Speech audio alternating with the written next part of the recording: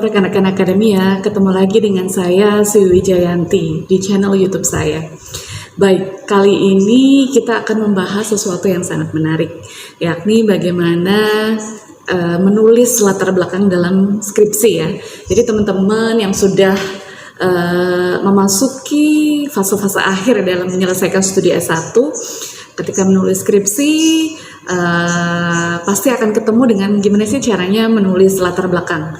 Nah, pada kesempatan kali ini saya akan membahas dengan contoh langsung dari salah satu bimbingan saya. Jadi kalian bisa melihat, paling tidak menjadikan contoh apa-apa sih yang oke atau nggak oke ketika menulis latar belakang. Silahkan disimak ya. Oke, baik. Kita akan melihat contoh langsung ya. Saya ingin menunjukkan proposal penelitian dari bimbingan saya. Jadi judulnya analisis faktor pengaruh terhadap tingkat kepatuhan pedagang pasar tradisional dalam penerapan protokol kesehatan COVID-19 di Pasar Baru Indramayu 2021. Jadi ini adalah salah satu contoh proposal yang diajukan oleh mahasiswa bimbingan saya ya di Prodi Kesehatan Masyarakat Fikus Unsud. Nah, kita akan melihat bagian latar belakangnya nih. Jadi apa aja sih yang penting untuk harus muncul di latar belakang ya. Jadi biasanya yang biasanya saya tegaskan pada mahasiswa adalah latar belakang adalah kenapa sih kamu mau meneliti topik tersebut. Jadi harus muncul permasalahan penelitian. Jadi permasalahan harus muncul tuh masalahnya, masalah penelitian. Nah, ada yang pertama adalah permasalahan penelitian karena ya kita penelitian ingin menyelesaikan permasalahan atau ingin mencari tahu informasi terkait suatu masalah ya, tergantung topik yang kita ambil. Kemudian setelah permasalahan, kemudian adalah urgensi penelitian. Jadi pentingnya, apa sih pentingnya dilakukan penelitian ini, manfaatnya apa dari apa yang sudah kita lakukan ketika meneliti itu. Kemudian yang ketiga adalah gap penelitian. Gap itu apa selisih antara apa yang sudah diketahui atau yang sudah diteliti dengan yang belum. Yang belum tuh apa sih? Jadi kita harus mencari gap tersebut, gap sela-sela. Nah, sela-sela itu. Jadi sepertinya tidak ada penelitian yang betul-betul penelitian baru. Jadi penelitian ini biasanya adalah sudah ada penelitian-penelitian sebelumnya, pengembangan atau ada kebaruan apa. Jadi biasanya seperti itu ya, walaupun untuk tahapan S1 kebaruan itu bukan pasti akan berbeda kedalamannya dibandingkan dengan S2 dan S3 tentu saja. Tapi paling tidak apa sih bedanya penelitian kamu dengan penelitian yang lain itu harus muncul di latar belakang. Jadi itu secara konten atau isi harus ada apa saja. Oke, kita kupas misalnya yang sudah ditulis oleh mahasiswa di sini ya. Jadi misalnya ini ada beberapa kalimat-kalimat atau bahasa-bahasa yang mungkin kalian bisa lihat bersama-sama, kita bisa lihat bersama-sama. Misalnya ya, yang pertama adalah biasanya di awal adalah kita memaparkan permasalahan atau topiknya apa sih. Nah, topiknya kan terkait COVID-19. Jadi mahasiswa ini menulis coronavirus disease atau COVID-19.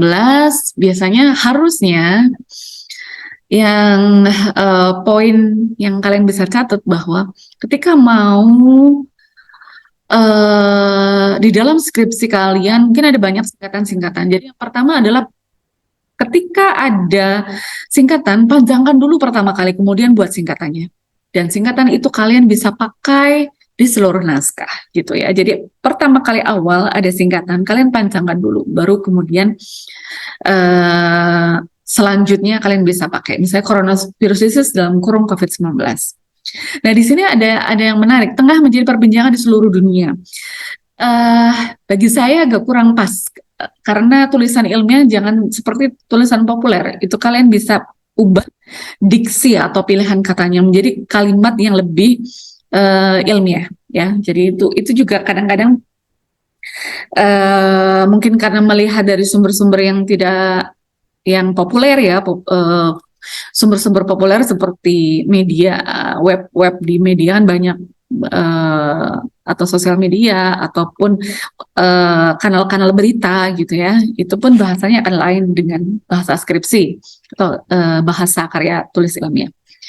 Nah, ini yang pertama, mahasiswa memaparkan terkait COVID-19 itu seperti apa gitu ya. Permasalahannya, nah ini ada pertama kali dilaporkan di Wuhan, kemudian bagaimana sih, ini yang paragraf kedua ini tentang besaran masalah gitu ya. Besaran masalah kalau di dalam kesehatan biasanya ada angka kasus, angka kasusnya, angka kejadiannya bisa dimulai dari yang global, kemudian menyempit, kemudian mengerucut pada lokasi penelitian. Itu biasanya alurnya seperti itu. Kemudian ini ada beberapa istilah yang belum dipanjangkan dulu karena pembaca yang tidak familiar, CFR itu apa gitu kan, belum ada sebelumnya. Case fatality rate atau tingkat kefatalan dari penyakit. Nah, harus dicantumkan juga ya, harus dipanjangkan dulu karena ini tulisan ilmiah, harus menyesuaikan dengan panduan bakunya. Nah, ini ada beban masalah ya, angka-angka kasus, kemudian perkembangannya. Ini ada ini kan di Indramayu. Jadi mahasiswa ini memaparkan juga kondisi di Indramayu. Nah, sampai titik ini ya. Nah, biasanya seperti itu. Topik umum, kemudian besaran masalah ataupun urgensi. Kenapa sih penting ya? Karena ada banyak kasusnya, atau misalnya, mungkin ada misalnya ada penyakit tertentu yang sudah lama menghilang, kemudian ada lagi, atau apa gitu ya. Kalian yang tahu sendiri topik penelitian masing-masing. Nah, di paragraf ini yang setelah angka kasus harusnya sudah mulai langsung aja pembaca dibawa ke topik utamanya. Apa sih yang tadi kan faktor-faktor atau analisis faktor yang mempengaruhi kepatuhan pedagang tradisional terkait prokes COVID ya. Jadi jangan terlalu lama dibiarkan. Ini mau meneliti apa sih? Jadi setelah besaran masalah langsung saja kalian bisa menggunakan kalimat sendiri gitu. Misalnya masih terus banyaknya kasus COVID-19 di Kabupaten Indramayu, maka penting untuk terutama misalnya di tempat-tempat umum seperti pasar tradisional gitu. Jadi kalau kita lihat dari proposal ini baru beberapa paragraf setelahnya baru muncul paragraf terkait pasar tradisional. Jadi mendingan pembaca dikasih tahu dulu nih permasalahannya tadi itu. Misalnya saya kasih contoh tadi, besarnya, tingginya angka COVID masih pada saat itu ya, karena ini sudah lama. Maksudnya kasus COVID sudah mulai berubah dinamikanya sekarang. Ini adalah proposal ketika COVID masih banyak terjadi gitu. Jadi langsung saja ke poin masalahnya gitu ya. Jadi ada beberapa yang mungkin harus di skip aja gitu, langsung aja ke permasalahannya, bahwa salah satu tempat yang beresiko untuk terjadi penularan COVID-19 adalah tempat-tempat umum, termasuk pasar tradisional. Baru digambarkan permasalahannya, mungkin di pasar pedagang, interaksi antara pedagang dan pembeli sangat kredit ya, ada penuh, banyak orang, kemudian mungkin akan sangat menarik untuk mengetahui perilaku prokesnya, perilaku pencegahannya. Nah, gitu alurnya. Jadi memang ada beberapa yang harus di skip di sini, ada beberapa juga yang belum ada referensinya. Ini saya kasih tanda gitu ya. Nah, ini mahasiswa ini menulis tentang pasar tradisional gitu ya. Terus kemudian juga ingat-ingat ketika tiba-tiba ada sehingga di awal kalimat, ini juga tidak dibenarkan ya. Sehingga kan udah nyambung, jadi bukan sehingga, nggak pas di sini. Jadi dan, kata-kata sambung ya, dan, meskipun, walaupun, dan sebagainya, itu jangan di awal kalimat, apalagi di awal paragraf, karena itu kata sambung gitu ya. Jadi ini kadang-kadang masih sering saya temui di mahasiswa. Nah, ini ada sehingga. Nah, ini. Nih, ada sehingga lagi. Ini mungkin terlewat nih, sehingga. Nah, ini juga ya, bagaimana pentingnya membuat paragraf yang alurnya nyambung antara paragraf. Ini juga sering saya temukan di mahasiswa-mahasiswa gitu. Jangan seperti ini tinjauan pustaka gitu. Kepatuhan adalah perilaku, padahal tadinya ngomong pasar. Tiba-tiba paragraf selanjutnya adalah kepatuhan adalah perilaku sesuai anjuran terapi dan kesehatan. Kemudian menurut Almi, kepatuhan dapat ditingkatkan melalui yang jadi bingung. Apa nih gitu. Kalian bisa membuat, sangat bisa dan sangat dianjurkan untuk membuat kalimat sendiri gitu. Tadi misalnya permasalahan COVID-19 bahwa beresiko untuk tertular, sehingga sangat menarik untuk mengetahui kepatuhannya. Kepatuhan. Nah, kepatuhan merupakan, jadi ada sambungannya. Jadi jangan tiba-tiba di awal paragraf, kepatuhan adalah gitu. Kemudian bisa ditambahi dengan beberapa penelitian sebelumnya. Nah, ini juga sangat penting di latar belakang.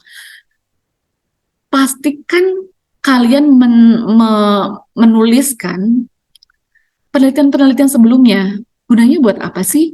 Bahwa kalian tadi yang saya jelaskan di awal, kalian harus nemu gap penelitian yang sudah diteliti itu apa sih? Kemudian kalian mau meneliti apa sih untuk memastikan ada kebaruan gitu ya. Jadi beberapa penelitian sebelumnya, misalnya mungkin ada yang meneliti kepatuhan di masyarakat, kemudian ada kepatuhan di tempat-tempat umum, tapi bukan di pasar, misalnya di kampus, di sekolah, dan lain-lain.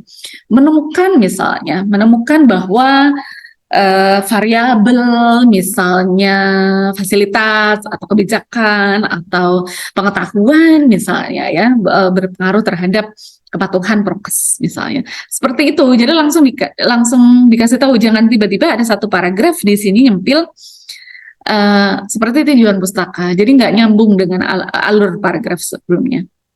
Nah, ini juga mahasiswa ini sudah berdasarkan penelitian sebelumnya sudah ada sih di sini. Cuma nanti mungkin ngeflow-nya ini karena yang saya contohkan masih di tahap-tahap awal proposal ya, masih biasanya ada beberapa kali konsul-konsul supaya nanti didapatkan sebuah proposal yang bagus gitu ya.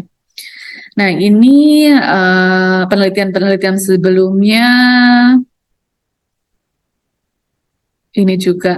Jadi bisa juga yang sering dilakukan oleh mahasiswa adalah penelitian sebelumnya tuh dijabarkan satu-satu.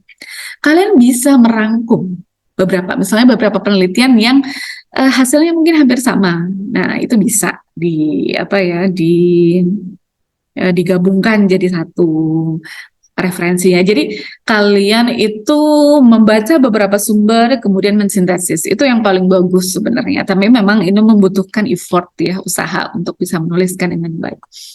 Nah, paparkan penelitian-penelitian sebelumnya apa. Nah, ini tiba-tiba ada sedangkan ya, yang tadi dan sedangkan meskipun no di awal kalimat, big no untuk ada di awal kalimat.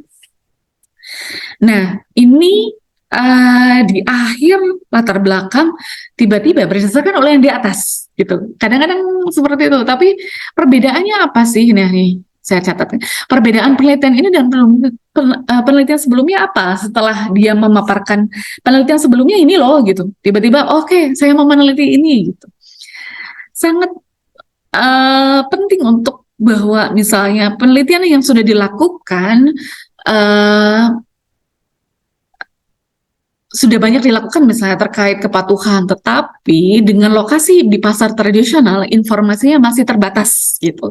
Kata-kata kunci seperti itu harus muncul di latar belakang bahwa penelitian ini bukan penelitian istilahnya yang tidak ada gunanya, artinya udah dilakukan banyak kok, ngapain penelitian lagi.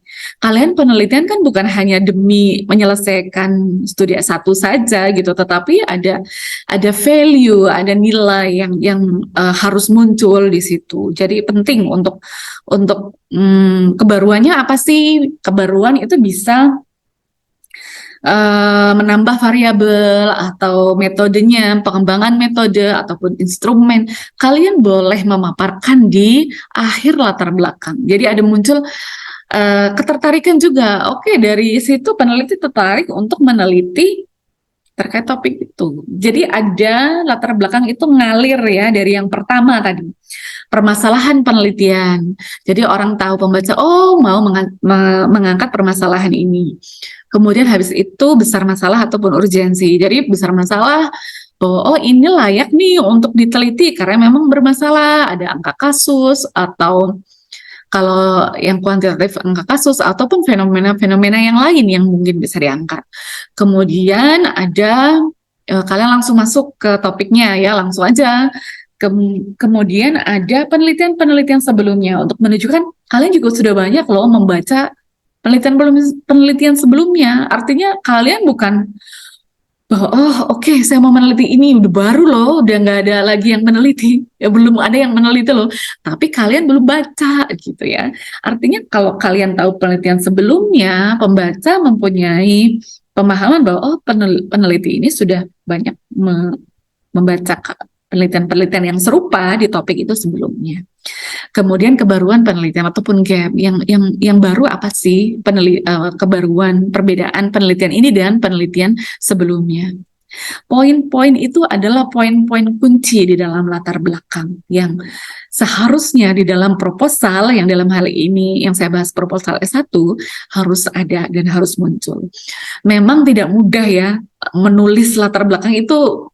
Selama saya membimbing itu salah satu yang mahasiswa tuh struggle ya, memang tidak mudah, tetapi pasti dengan latihan, dengan rajin konsul, saling diskusi, kemudian bisa minta tolong teman untuk membacakan, apakah tulisanmu bisa dipengerti oleh orang lain, nanti akan semakin baik juga. Jadi semangat teman-teman, mungkin itu ya contoh dari ini adalah salah satu bimbingan saya ya di S1 Kesmas. Mungkin bisa membantu teman-teman yang sedang menyusun skripsi. Terima kasih.